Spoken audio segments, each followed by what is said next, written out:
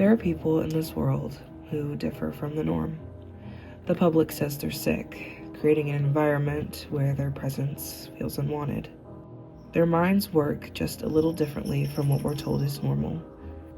But they're people, just like everyone else, and their experiences deserve to be heard. Hi, my name is Courtney. I'm 32-year-old.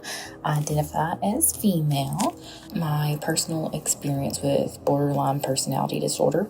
I actually had this diagnosed a couple years ago. Borderline personality disorder is a complex behavioral disorder that's characterized by intense emotions, impulsive behavior, and the fear of abandonment. I first learned about borderline personality disorder. I don't know how old I was. I just remember, whenever you watch movies and, people are like multiple personalities, I guess. And that's kind of the thought process for me of when I first really experienced that.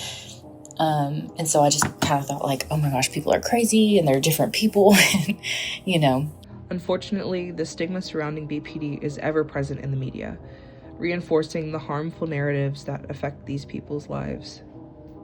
So when I received my initial diagnosis of this, it was shortly after I was diagnosed with bipolar.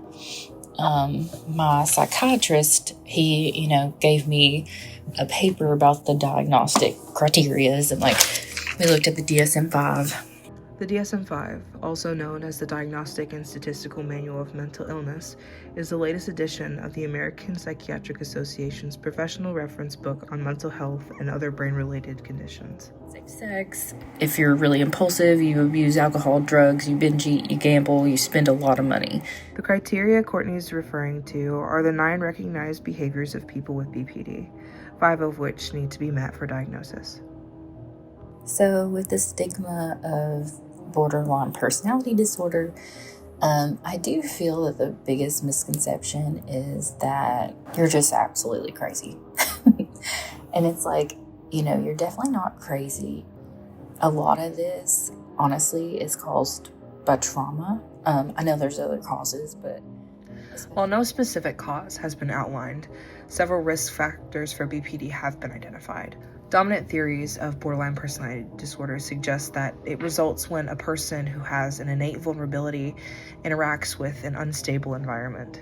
While these factors have impacted the lives of people with BPD permanently, many people still feed into the harmful beliefs surrounding it. Most even saying, you just act erratically, you're somebody who, you can't watch your friends' kids, or you can't behave in society normally.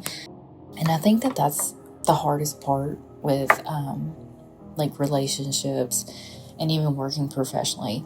I'm pretty close with my coworkers, and all of my friends I'm fairly close with, so I wouldn't mind telling them that.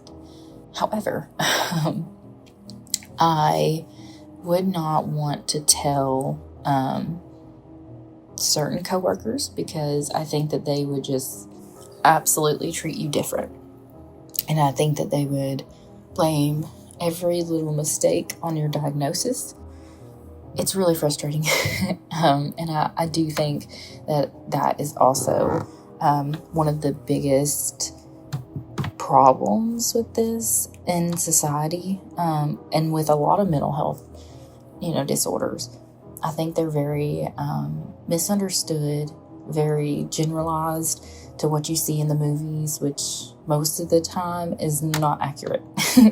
Or if they're reflecting or have the general idea of what a disorder is, they blow it up enormously, and they literally make you seem like a crazy individual and that you're eccentric and you need to be put away, and all of these things.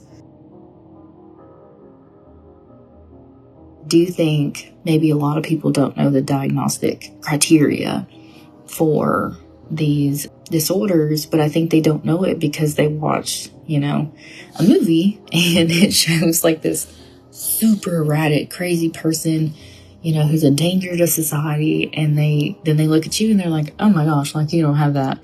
You're just fine. One of the many phrases that undermines the real struggles people face with mental health. reinforcing the predisposed ignorance and stigma that originally created these misconceptions, when all we truly want is to be heard. I think if you just sit and listen, sometimes a listening ear is like all somebody needs. You want to feel heard, especially after some trauma of where you don't feel heard. You feel like you're going to be abandoned, especially if you tell people this. So I feel like if you are very willing to sit and listen, I would definitely say that that is a big one.